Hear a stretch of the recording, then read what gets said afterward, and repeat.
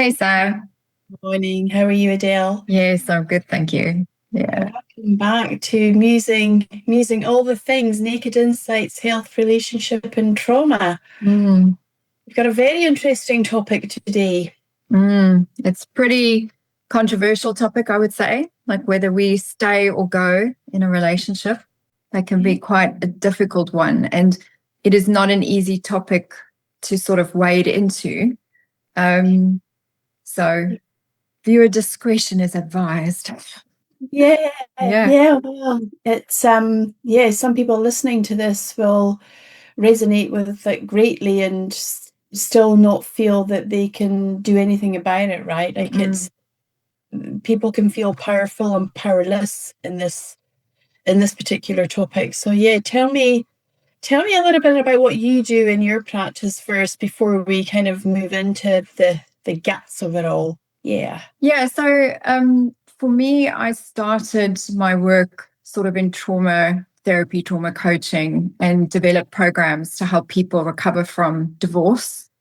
And obviously, years and years working in the divorce space, I started to build a kind of model of what it actually takes to avoid divorce, because divorce is it's a shame-based trauma. It's a really, it can produce a lot of negativity for people and their families and their children.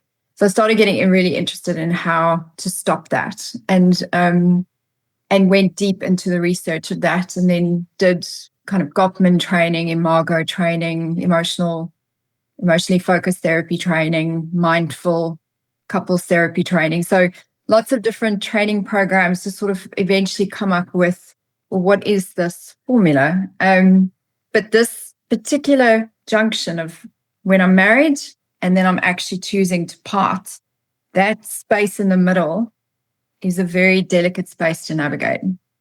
Mm. Yeah. And so what was it? How did you get into being a therapist for divorce? Like you've had your own journey there too, right? Mm.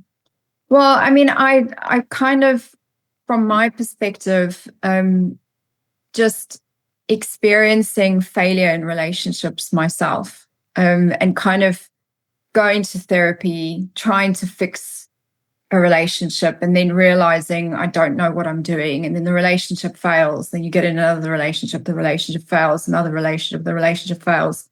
It just seemed like there wasn't a solution here. Yeah, yeah, yeah. And it was kind of born from my own fascination, and I kind of have an attitude to life that is very much like, well, how can I fix this for myself? And then somehow part of that, other people sort of follow the protocol or approach that I have developed.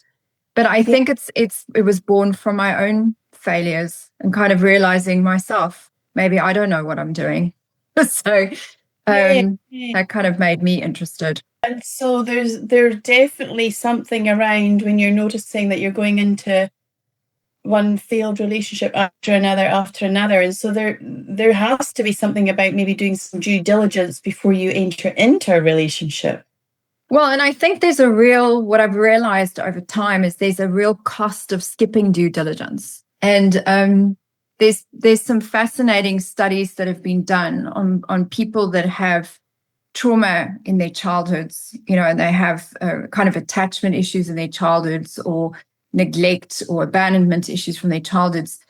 They don't do as much due diligence as someone that is more securely attached. So, and if you don't do proper due diligence, that moment of actually deciding, am I going to get into this relationship to begin with, that mechanism is flawed, because you're just wanting to attach, or you are just attaching for the wrong reasons, or you're not 100% clear on why you're getting into a relationship to begin with. Ah, right. Yeah. So you use the word kind of attached and secure base. So yeah, in terms of due diligence, like maybe kind of viewing and observing what your attachment style is and what their prospective partner's attachment style is. So yeah, talk more about there's various attachment styles, right? Tell us more about those. Yeah. So if you imagine attachment is measured on kind of two quadrants. So you have your ability to tolerate closeness, and then your anxiety level in a relationship. So if you've had childhood trauma, you might have had very high anxiety and perhaps you had some abandonment issues. So then you would be in a particular quadrant. So if you can handle closeness and you have low anxiety at the same time, you're in secure attachment mode. So that means your childhood and it was probably very happy-go-lucky, no trauma there. So your way of attaching is a secure attached person. You expect to lead with openness, lead with agreeableness, compromise, work things out. You don't have a lot of kind of challenges there. But if you need closeness and you have really high anxiety, then you can become a little bit more what we call anxious attached. This is when there's like a clinginess, like I have to attach and I don't want to ever be single and I don't want to be by myself, because there's that sense that, I don't want to be alone. It might be terrifying to be alone. So now, where does that come from? Often that comes from a developmental pathway where you might have had some childhood trauma that informs that. But then on the other side of the spectrum, if you have kind of high anxiety, but you push people away, this is fear attached. This is this kind of sense of I'm too scared to make an attachment because I expect to be left. I expect you to disappoint me. So you push away before the person actually does that.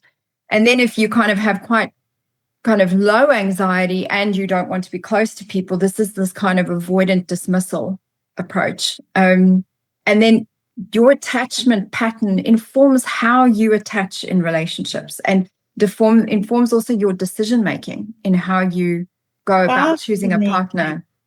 Fascinating. So if you've got somebody who's like got this anxious attachment, and then the other party is an avoidant attachment, what can happen there? Well, it's a very painful relationship. And it's kind of, we always say that you marry or you get into a relationship with your unfinished business. So it's kind of like it could be a reenactment that you're playing out from your childhood. Perhaps you had a parent who was avoidant and you were trying to get their attention but didn't succeed in that. So then that plays out in adulthood. And this is the fundamental premise of Harville Hendrix's imago therapy. So it's the idea that a fuser, so someone who's very clingy, has to be attached, can get into a relationship with an isolator, someone who's, okay, I can have a little bit of that, but actually I need a little bit more space than you. And this can feel very exciting in the beginning because there's this up and down and like cat and mouse. Yeah, cat and mouse. And it can really affect, it can give you this wonderful feeling when you're close together and then that terrible desolation when you're apart. And for a clingy person who's in that kind of more fuser category, you think that, this closeness is, finally got them, I can relax now. And then they're like, okay, they finally, I've done what I needed to do. I can separate now. So the isolator, they get to safety by being by themselves and isolating, whereas a fuser gets to safety by being with people and being attached. Oh, it sounds super tricky, like anxious, avoidant getting together. It's almost like they're kind of repelling. It's like a repelling type situation, isn't it? Yeah. So I have a couple of questions around that. Is that, can you be a combination of both? And what work do you do in your clinic? I'm making an assumption that you would help couples identify what their attachment styles are so they can understand each other a bit better. Well, we do a lot of assessments because actually all these kind of factors play a huge role in how your relationship is going to go. So attachment style is actually just one of the many factors that influence how your relationship is going to play out and the dynamic that is happening between the two of you. Other factors that play a role are your love languages. How do you give and receive love? There's words of affirmation, there's gift giving, acts of service, physical affection, and quality time. So if you are a quality time person, if you're anxious attached, you're a quality time person and you need words of affirmation. But if you're avoidant attached, you need acts of service and you need physical affection. This can be a very, very complicated situation because this person needs lots of time with you. And you're like, well, I can't really spend time with you because we haven't got all the chores done yet. And I'm not going to speak nicely to you because you haven't like done anything and you haven't cuddled me. So these are the kind of triggers and arguments that can happen. So love languages plays a role. You have also their compatibility, which is measured across, I mean, there are many different personality tests for that. You've got the most effective, there's been over 100 studies between cross-sectional, longitudinal, and meta-analyses on big 5 personality testing that measures your compatibility across agreeableness, openness, extroversion, your openness, and your conscientiousness. And if you measure differently there, that can also spell a huge drama. So you're somebody that basically you are avoidant. Acts of service is your number one. Love languages, you're very conscientious, highly industrious and overfocused. And you want to get things done. And then you've got a partner who is a bit more, spend time with me and spend quality time with me, and takes a really slow time. They're lower on industriousness. They take forever to make decisions and forever to kind of finish things, or maybe they're messier. This can create absolute combustibility. So that's just like some of the assessments that we do. We also measure the drama triangle, which is another kind of dynamic that, you know, whether you're a rescuer, a perpetrator, or a victim in the relationship. So there's many different kinds of analyses that actually play a role. So this is why it's the due diligence right at the start of a relationship is really crucial. And actually, the biggest mistake I think people make when they get into a relationship, what they're looking at is from the wrong perspective. They're looking at it from, do you like me? You know? Do you like me? Okay, you really love Arsenal football team. I also love Arsenal football team. Or, your favorite color is red. My favorite color is red. We try to find things that we have in common with this person. And half the time, it's nonsense. Half the time, these are not the areas that actually make a difference or are predictive of a long-term sustainable relationship. And we extrapolate. That makes a lot of sense. So you try and fit into each other, which then over time, that becomes quite a lot of hard work for each party because you're filtering your true selves out. And so then by the time you get to, say, the 7-year, the 10-year mark, it's just become too much. And neither party can do it anymore, but one party maybe stands up and goes, look, you know, and it's known as the 7-year itch, right? Exactly. You run out of steam. You know, you're projecting this false self in your attempt to be everything that the other person, you know, thinks you are or what you want to be. And after a while, you're just like, I just don't care anymore, you know, and then you kind of, that's where you settle into who your real selves are. And that can sometimes blindside the other person if they feel that there's been a misrepresentation. But the due diligence, that piece where we project who we think the person wants us to be so we can secure the relationship, and you like me, therefore I'm in this relationship now. Instead of going, hang on a second, what do I need to be happy in a relationship? Who am I? Do I understand myself and what it is that I need that makes me happy? And actually, in this process of getting into this relationship, am I doing a due diligence study with you? Am I checking to see whether you will meet my needs? You know, it's a little bit like investing. You know, you can, if you invest in a stock that you're not going to get a return on, like, why are you doing that? You're not going to stand there and go, I'll invest because I wonder if you like me. Do you know, when you said investment, I was just on the tip of my tongue to say, it all sounds really risky, doesn't it?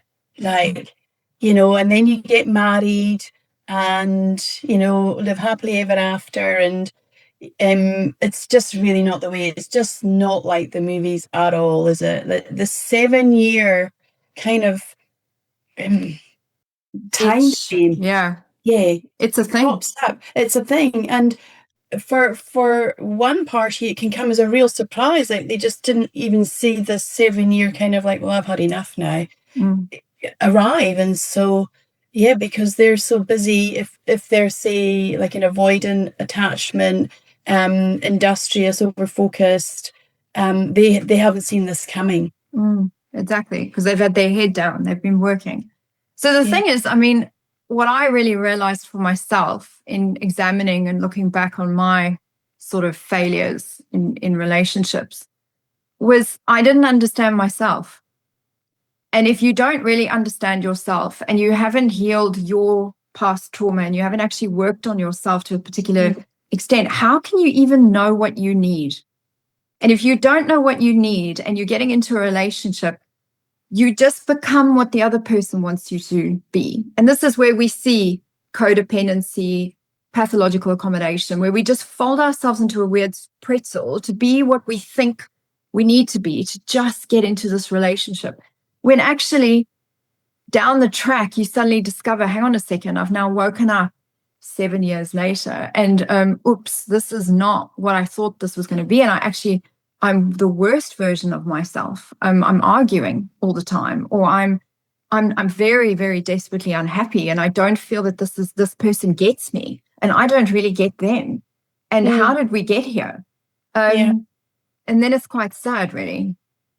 I think you raise a really good point, and that's something that I've also recognized in my own failures, is that I didn't actually know myself.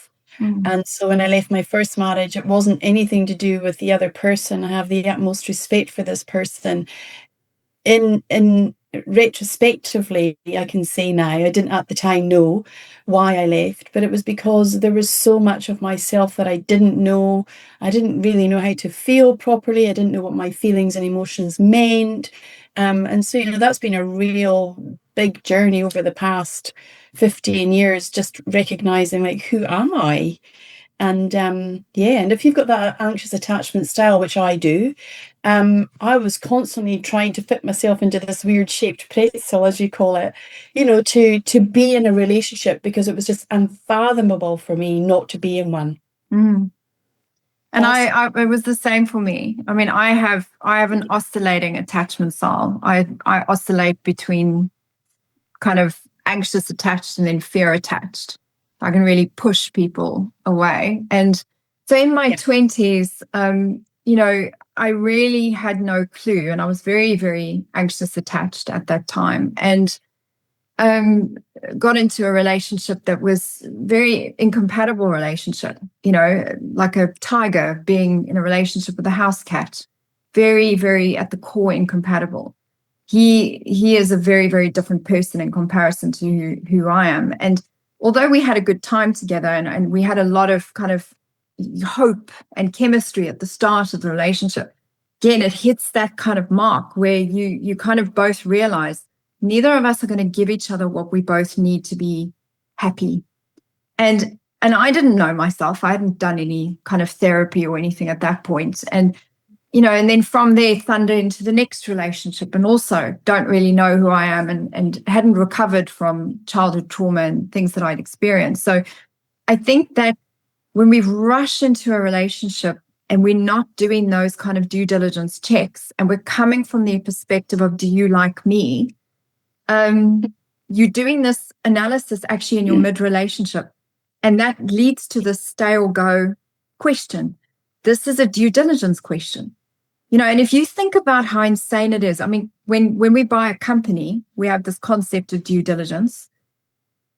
They would never think to go, okay, you say that your sales is 100,000. You say you got this many assets. You know what? It looks great. I buy you. Done. Like, we would never do that. That's insane. You would double check what you see with the actuals. You would go and ask questions. You would check lots of stuff, because when you're buying a business, you have that mindset. But when we get into a relationship, we check 2 or 3 things and we extrapolate and then get into the relationship. I mean, I don't know, you watch Love Island or Married at First Sight. You watch, he's got lovely shoulders, or his cheekbones are really high. I think I'm in love. I think we're going to be wonderful together. Imagine our children. Done. In the relationship. Based on what? 3 factors. Yeah, that's true. We probably do more due diligence when we're buying a dress. Yeah. What's the size? What's the fabric? Does it need ironed? That's right.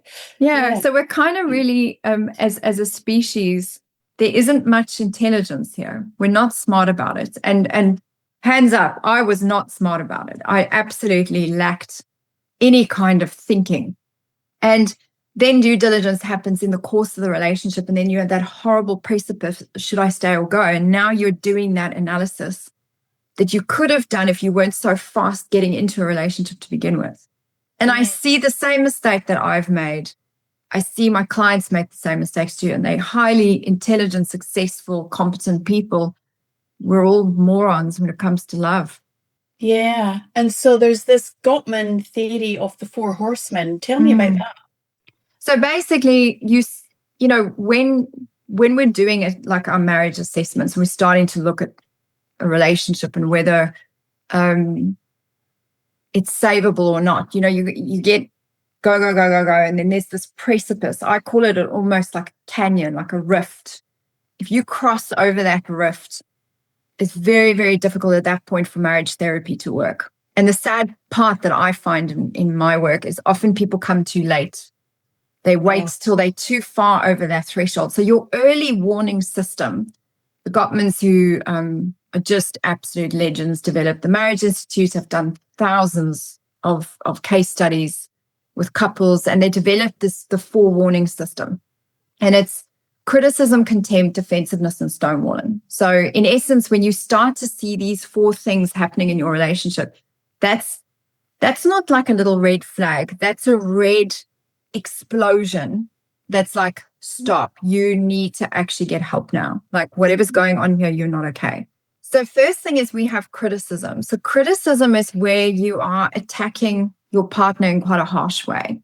You're saying things like, you're so selfish, you know, you never do anything. It's kind of usually a you statement, and it's quite harsh in the way that we're approaching that. Contempt is where we're now moving into that space of eye rolling, sarcasm, meanness, where we're describing the person's character in depth. You're actually, you know, you didn't do this, you didn't do this, you didn't do that. That's terrible. This is awful. It lacks respect. So it's like shaming as well, isn't it? Shaming. Yeah. So that criticism and contempt is usually then met with defensiveness and stonewalling. So defensiveness is a counterattack. It's either attacking back, kind of in a quite a harsh way, or it's a way of making excuses and avoiding responsibility. So it's a defensive type behavior. And stonewalling is where we just shut down and withdraw and just storm off. So, you know, I had a partner that used to do that all the time, storm off and wouldn't talk for 4 days and that kind of stuff. And it's actually very corrosive to the relationship. So, you know, if those four horsemen are kind of present in your relationship, it's showing that it's a deeply entrenched pattern that is now in your relationship. And if you don't get good at the repair attempts and come back from arguments well, the prognosis is very poor. The chance of it actually crossing the rift and leading to divorce is really high. Interesting, really interesting. So yeah, by the time you've got to those, I guess, four quadrants of the four horsemen, it's almost like it's beyond repair. It's got into a situation where each party is just so hurt and there's no room for any forgiveness. There's this anger and resentment that then kicks in. And the feeling you get with that kind of work with a couple is like a competition. It's point scoring. And it's snippy and snide remarks, and it's kind of not a nice space to be in at all.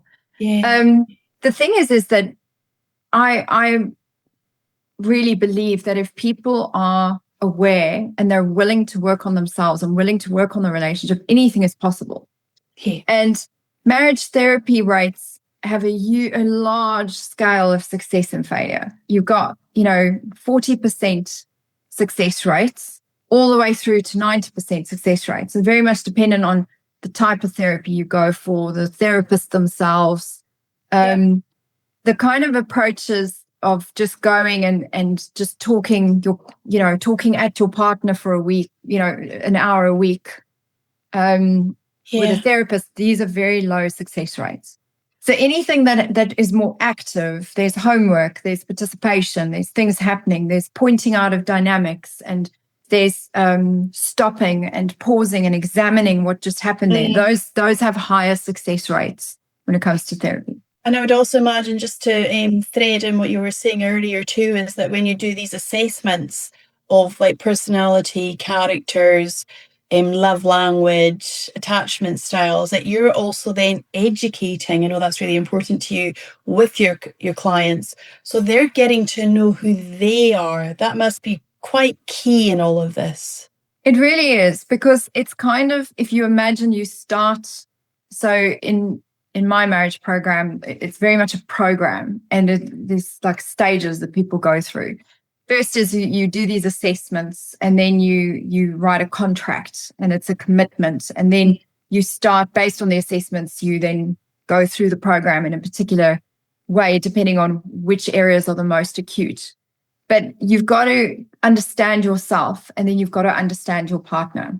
And the biggest predictor of success in marital discord and in marital therapy is the willingness to tolerate being open to someone different than you and loving someone different than you.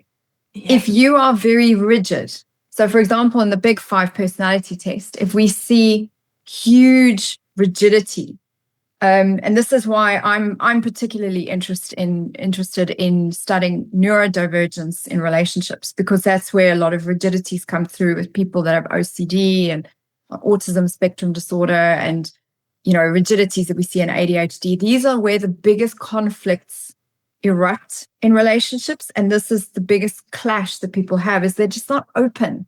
They're not willing to love someone who's different. They're trying to get them to come, no, you need to understand me and agree with me. This is me.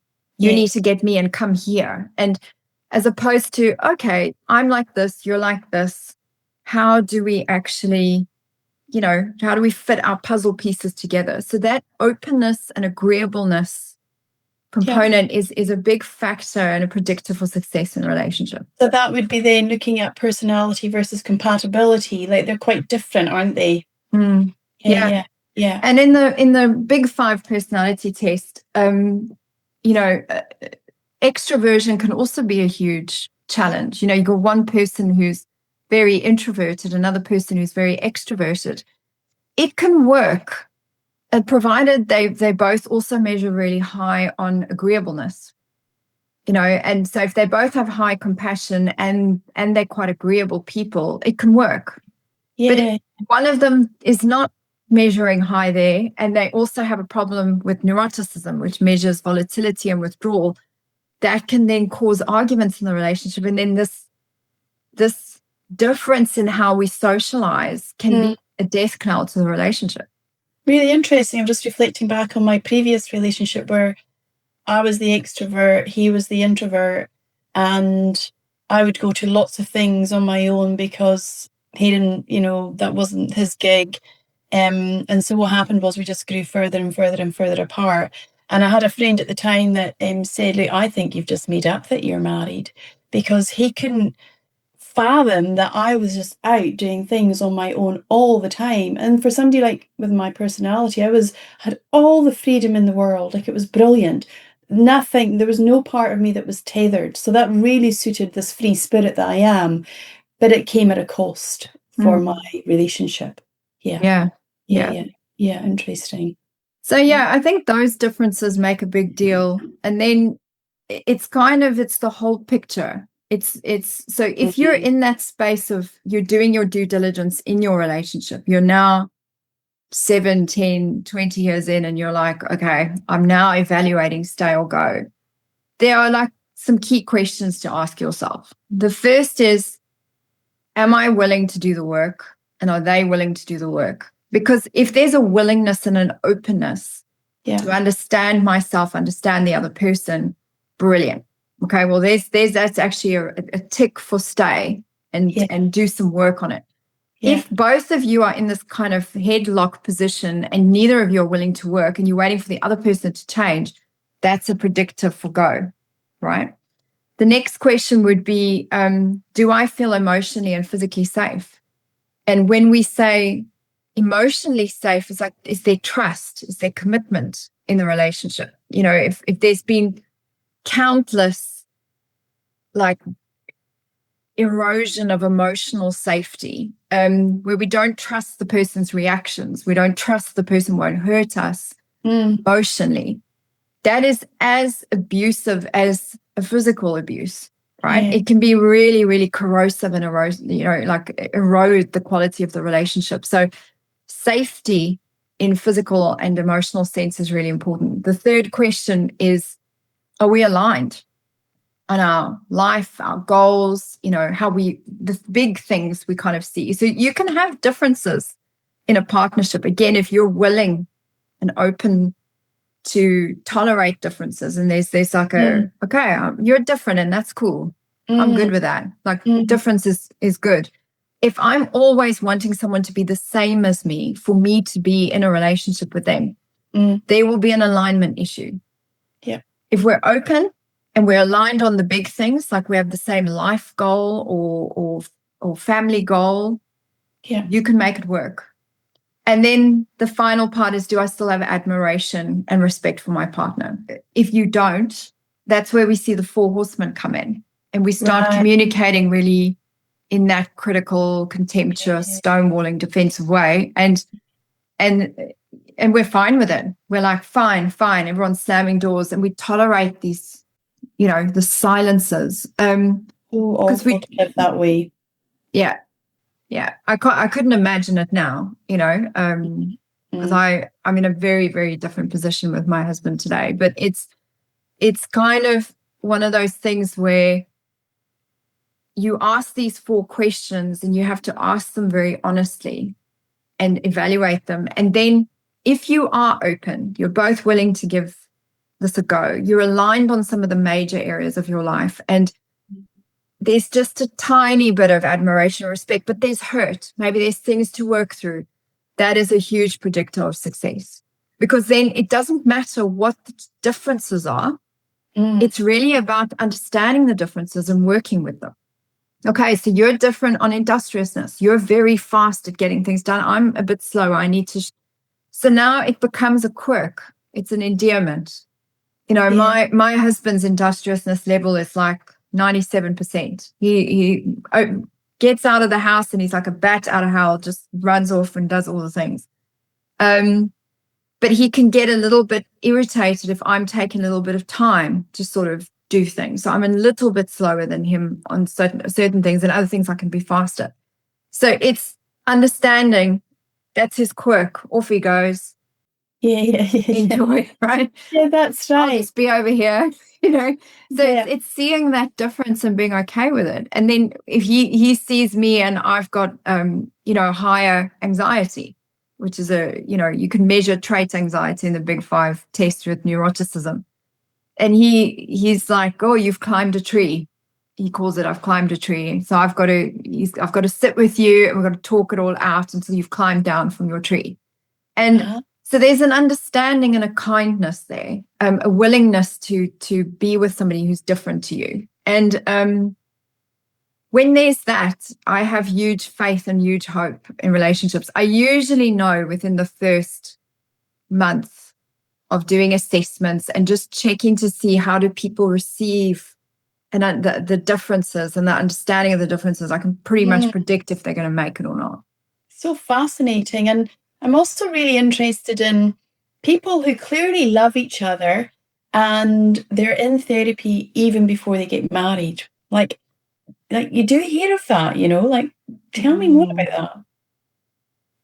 It's a mixed bag. I mean, it really, I hate to sound like a consultant and say it depends, but it does depend, because you can be 2 people that are hugely open, usually committed, and there's a lot of understanding and compassion and love in the space. And you're in therapy for your own personal development and their personal development. And you have this aspirational goal to be like, couple goals for everyone. Good for you. You're in therapy right from the get-go. It's a tool. It's then a mechanism to kind of educate and develop yourselves as people. When I see that happening right from the get-go, and you do the assessments and you already start to see criticism, contempt, defensiveness, stonewalling in the space while they've been in therapy the whole way through, that, it's just not a good sign. if right from the get-go your differences are such a problem, Yeah, that it's kind of already grating and causing huge dramas, there's actually a challenge with the due diligence that was done right from the get-go. I know from my own experience with people coming in to see me for my naturopathic clinic and individual therapy, is that there's a massive shortage of couple therapists in New Zealand. Like, there's waiting lists, and unfortunately for some, it's just too late, isn't it? But you do work online, and I know that you work internationally as well. But people can find you through Recovery, Adele Theron. I think majority of people that I work with are international, in the US and UK and parts of Europe. So it's I think the thing is it's not a small feat. You have to kind of give it 6 months of time. This is not a quick turnaround kind of system, because when you have failed to do the due diligence and it's kind of, you've hit a wall somewhere in the relationship, and you've stepped over so many things during the course of the relationship. There were some resistances that happened right up front, and then you left it, and then you step over that, and it moves into resentment, and then it moves into rejection, and then it moves into resignation and repression, and four horsemen appear. Like, now you've got to clear all this up. There's a lot of clearing to be done, and that's what takes the majority of time. The educating piece is not actually such a big piece. It's the clearing of the space that is between in the dynamic. So, and there's a shortage of people, particularly that are trained in various techniques. I'd say most people sort of like they'll train in one and then go for that. But I've really found just in clinical practice that combining several techniques into a single system is more effective, and hybrid couples therapists like myself, or couples coaches like myself, we train in many, many different realms, and you understand how all these different things flow into the one system. And you need to be able to spot, okay, there's a neurodivergence challenge here. They don't realize that there's a neurodivergent factor playing. And you can predict that sometimes from the personality test. I mean, there's studies that show if you have certain combinations in the personality test, it's predictive of actually having the inflexibilities that correlate with OCD and ADHD and ASD. So knowing that all those bits and pieces, and then developing a way through, that becomes actually quite tricky. But if you're in that space where you stay or go, it's not something that you should knee jerk out of. And it's also, if I can just counsel people, do not, whatever you do, try to get your backup plan in an attempt to meet needs outside of your relationship, as a mechanism to kind of mediate your own clingy attachment. So the exit affair, I see it a lot. There's a lot of infidelity in the work that I work on. And I get it. Like, you don't feel heard by the person that you're with, but it just causes it elongates the process to clean up. And couples that have had infidelity, I see a lot of success rate with that from a marriage therapy perspective, because, there's been the wake-up call that was needed. But for some, they can't get over the emotional unsafety that has caused. That betrayal, they just can't get over that. And if they don't have high openness in their personality, they just won't get over it. They're quite inflexible and moving on from certain things. It makes so much sense. And I love the hybrid framework, because you're saying that each person holistically, rather than this is a kind of theoretical framework by which we're going to work from, and it's also very interactive. So it's helping each person really identify what their personality, character styles are, their love language, their attachment styles. And I mean, these things are not taught at school.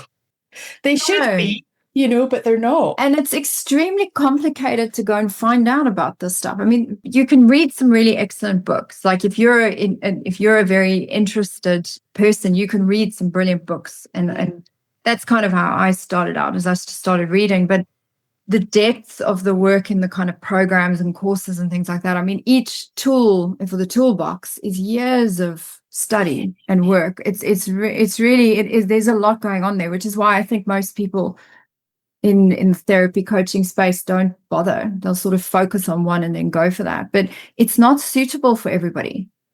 Yeah. And that's why I really believe in assessments. And the Gottmans also really believed in assessments. And they do multiple assessments up front with couples. And it's really clever that they came up with that because, I mean, I do a few more than the Gottmans because I'm interested in some of these other things that I've seen clinically.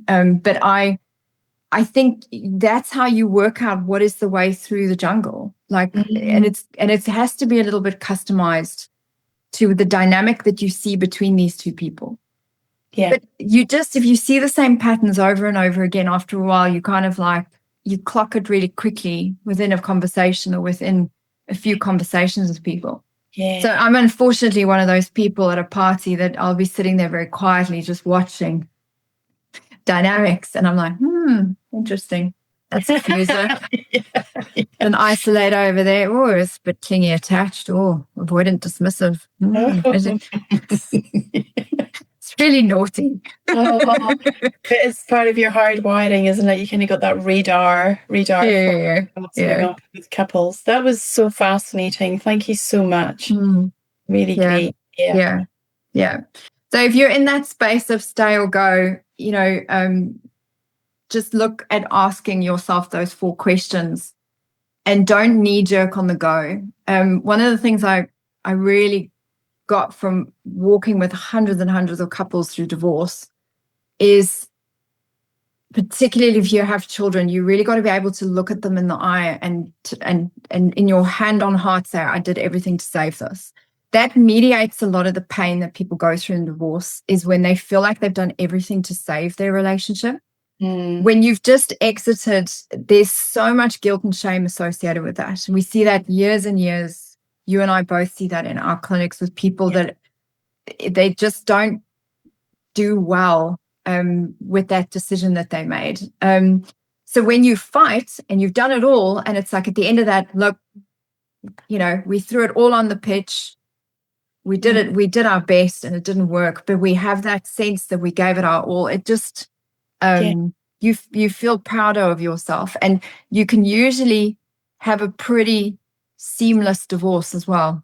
You part as friends. Yeah, there's many nasty divorces that leave people feeling very wounded for years, even sometimes decades after. So those 4 questions are: am I willing to do the work? Do I feel emotionally and physically safe? Are we aligned? And do I still have admiration and respect for you? Yeah. And if you answered yes to those or some of those, then it's a signal. It's a signal to you to basically start to get help.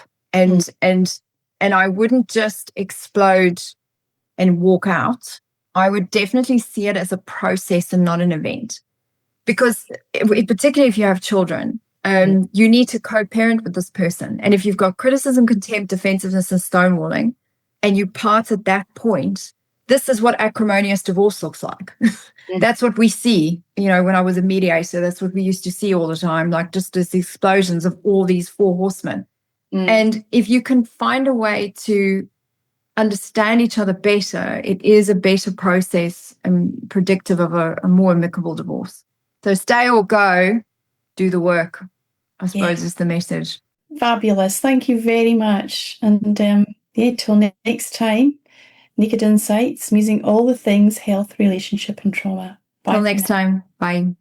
The information shared on the Naked Insights podcast is for educational and information purposes only, and is not intended as a substitute for professional therapy or counseling. While we aim to provide helpful and accurate insights, individual experiences may vary. If you're experiencing trauma, mental health issues, or distress, please seek guidance from a qualified professional. The views expressed by us as the hosts are our own and do not necessarily reflect the opinions or positions of any affiliated organizations.